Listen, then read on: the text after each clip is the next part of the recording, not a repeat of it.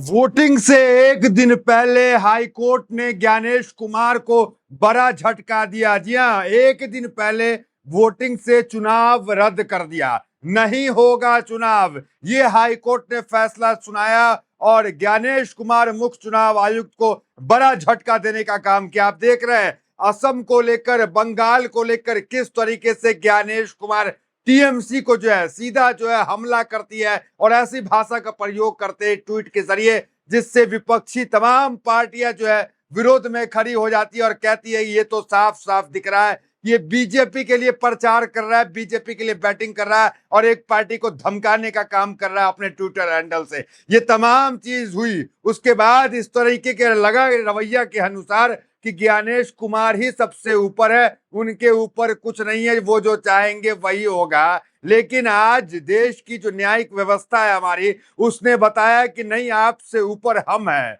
Court आपसे ऊपर है, हाई कोर्ट आपसे ऊपर है। जी हाँ, वही फैसला है, आपको बताते हैं। देखिए, गोवा के हाई कोर्ट ने अहम फैसला सुनाते हुए एक दिन पहले, कल वोटिंग थी और आज पूरे चुनाव को कैंसिल कर दिया। जो आदेश चुनाव आयोग ने दिया था कि यहां चुनाव कराइए, वहां पूरे आदेश को कैंसिल कर दिया। देखिए, असम के अंदर अभी जो है वोटिंग समाप्त हो रही है, समाप्त होने के करीब आ चुकी है, वोटिंग खत्म होगी। लेकिन असम को लेकर के भी हमने लगातार आपको ब्रेकिंग न्यूज दी असमी मीडिया के हवाले से कि किस तरीके से बिहार से जो है वो बसें जो है अलग अलग रास्ते से असम पहुंच रहे हैं। लोग जो है बस से उतर रहे हैं और कहा जा रहा है 50,000 से ज्यादा वोटर जो है असम में पहुंचे हैं। अब इसको लेकर कांग्रेस कोई बड़ा कदम उठा सकती है। कांग्रेस ने चुनाव आयोग को ट्वीट करके कहा कि यह अलग अलग मार्ग से बसें जो है क्यों आ रही है इस वक्त जब साइलेंट पीरियड है असम के अंदर। तो ये सवाल उठ रहे हैं और आगे चल के क्या असम के चुनाव को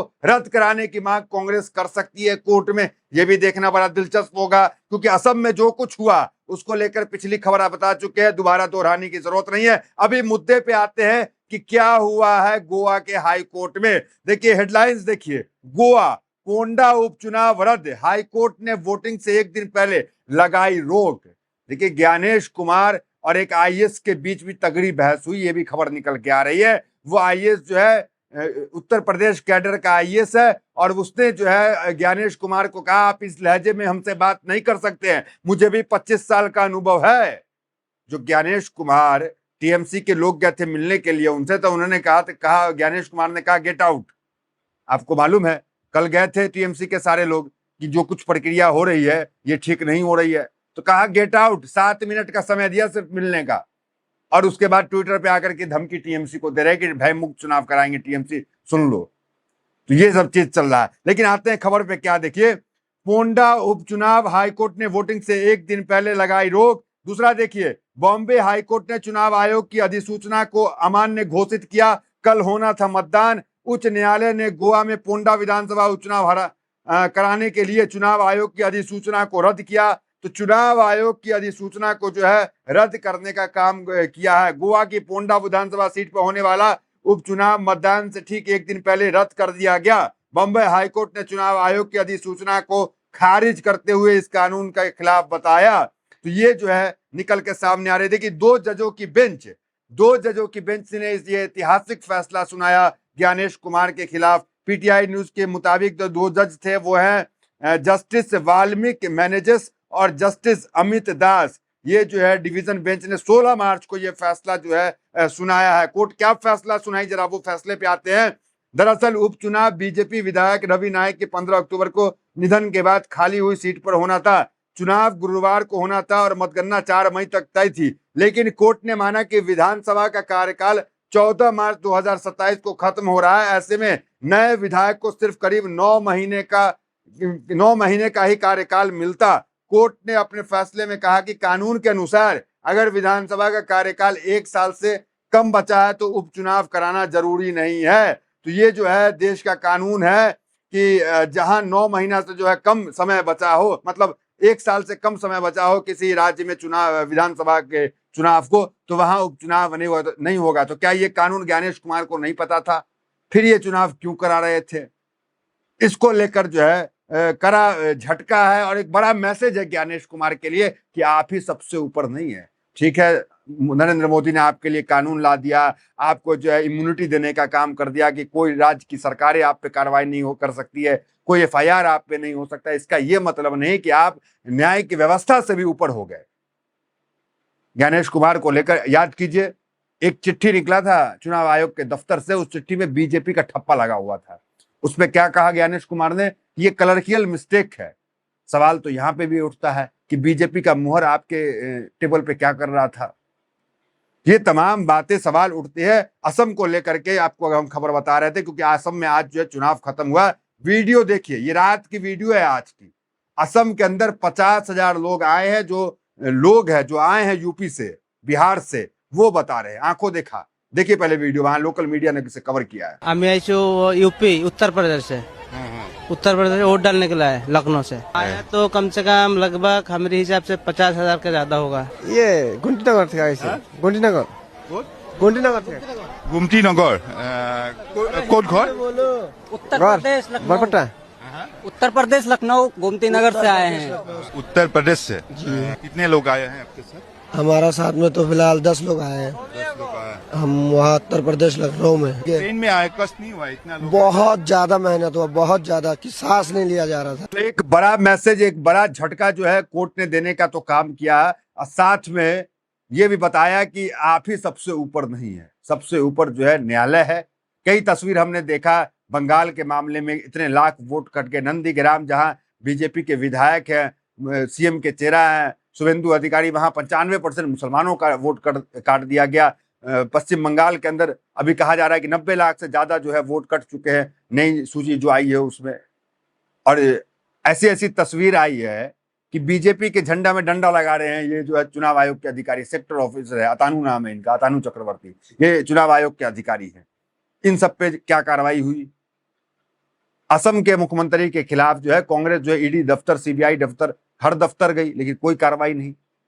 चुनाव आयोग के दफ्तर गई कि भाई उसने हल्फनामे में अपने जो है वो संपत्ति का जिक्र नहीं किया, दुबई में जो 2 प्रॉपर्टी है, अमेरिका में कंपनी है, कंपनी में 52,000 करोड़ का निवेश है, इसका कोई जवाब नहीं है, तो आप इनकी सदस्यता रद्द कीजिए। इसको लेकर कुछ नहीं, उल्टा जो है ट्वीट करने का काम करते हैं। क्या ट्वीट, देखिए कितना शर्मनाक ये ट्वीट है। ये देखिए क्या लिखा है, चुनाव आयोग की तृणमूल कांग्रेस को 2 टूक, पश्चिम बंगाल में इस बार चुनाव भय रहित, हिंसा रहित, धमकी रहित, प्रलोभन रहित। मतलब चुनाव आयोग की तृणमूल कांग्रेस को 2 टूक। हेडलाइंस देखिए कैसा है, ये लग रहा है कि इलेक्शन कमीशन लिखा है, ये लग रहा है कोई फेक अकाउंट लिखा है। इस तरह की चीजें जो है निकल के सामने आ रही है, स्टाम्प वाली खबरें और इस तरह के ट्वीट।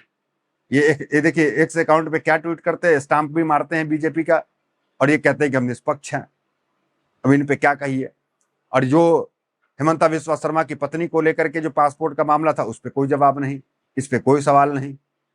ये तमाम चीजें जो है काफी चौंकाने वाला। और हेमंता विश्वा शर्मा की पत्नी का जो मामला है, जो आरोप लगाए गए हैं, उसमें और नया खुलासा हो गया। देखिए क्या कह रहे पवन खेरा, फिर से लाइव आ गए। फिर पवन खेरा लाइव आकर कह रहे थे, असम पुलिस उनको खोजने गई थी, फिर लेकिन वो लाइव आकर फिर उनके भाई पे आरोप लगा रहे। सुनिए। अब हमें और भी जानकारी आई है कि शर्मा साहब आपके भाई हैं, शायद असम पुलिस में हैं, उनकी पत्नी और बेटे दुबई में रहते हैं। और दुबई इंटरनेशनल जो स्कूल है, उसकी फीस कितनी है? 21 लाख है साल की। शायद सुना वहां पढ़ते हैं किसी क्रिकेट एकेडमी से। देखिए परिवार क्या करता है हमें कोई मतलब नहीं। परिवार के बच्चों को हम टारगेट पॉलिटिक्स में नहीं करना चाहते, लेकिन सवाल सिर्फ ये पूछ रहे हैं क्या ये सच है, और जवाब आपको देना चाहिए। आप शायद सिर्फ चुनाव को देख रहे हैं, हम असम की जनता को देख रहे हैं, असम के लोगों का मेहनत का पैसा देख रहे हैं। उनकी उम्मीदें जब टूट रही होती है ना, तो वो देखकर दुख होता है। चुनाव आते रहते हैं, जाते रहते हैं। हेमंता बिस्वा शर्मा जी, कम से कम रुक जाइए, थोड़ा सा रुकिए, सोचिए और अपने दिल पर हाथ रखिए। क्या सवालों का जवाब देना आपका फर्ज नहीं है? जय हिंद। तो इनको जो है एक आईएएस है यूपी के, उन्होंने भी जो है वो बहस इनसे भी हुई। देखिए क्या खबर आ रही है, ऐसी बात नहीं कर सकते। कौन है यूपी के आईएएस? अनुराग यादव, जो सीसी ज्ञानेश कुमार से भिड़ गए। तो सीसी ज्ञानेश कुमार से भिड़ गए, क्या कहते हैं ये देखिए खबर क्या है। अनुराग यादव ने सख्त एतराज जाहिर कर दिया और कहा कि आप हमसे इस तरह से बात नहीं कर सकते हैं। अपने अनुभव का हवाला देते हुए अनुराग यादव ने कहा कि हमने भी इस सेवा में 25 साल गुजारे हैं, आप हमसे इस तरह से बात नहीं कर सकते। अनुराग यादव ने इस तरह से मुख्य चुनाव आयुक्त को जवाब दिए जाने के बाद कुछ देर के लिए बैठक में सन्नाटा छा गया। फिर दूसरे विषय को लेकर बात शुरू हो गई और किसी तरह बैठक को निपटाया गया। अब जानकारी मिली है कि अनुराग यादव को पर्यवेक्षक के पद से हटा दिया गया है। मतलब आईएएस को जो है, लहजा तो आप जान रहे हैं टीएमसी के साथ क्या किया गया। टीएमसी के नेता जो कल गए गेट आउट, तब आईएएस अधिकारी हैं ये, इन्होंने कहा कि 25 साल की सेवा में हमने इस तरह का नहीं देखा और आप इस लहजे में हमसे बात नहीं कर सकते हैं। तो आईएएस अधिकारी से भी बहस हो गई। उस आईएएस अधिकारी की आप तस्वीर देख सकते हैं। ये तमाम बातें निकल के सामने आ रही है। उस बीच एक बड़ा मैसेज तो ज्ञानेश कुमार के लिए है ही कि आपसे ऊपर भी है, देश का न्यायालय है, देश का कानून है और वही कानून ने चुनाव को रद्द करने का काम किया। अब देखना दिलचस्प होगा कि असम को लेकर के जो खबर निकल के आ रही है उस पर क्या कांग्रेस कार्रवाई की मांग करती है, क्या कोर्ट जाती है और कोर्ट क्या क्या फैसला सुनाएगा, सब देखना दिलचस्प होगा। तो फिलहाल इस वीडियो में इतना, मिलते हैं अगले वीडियो तो बहुत बहुत धन्यवाद।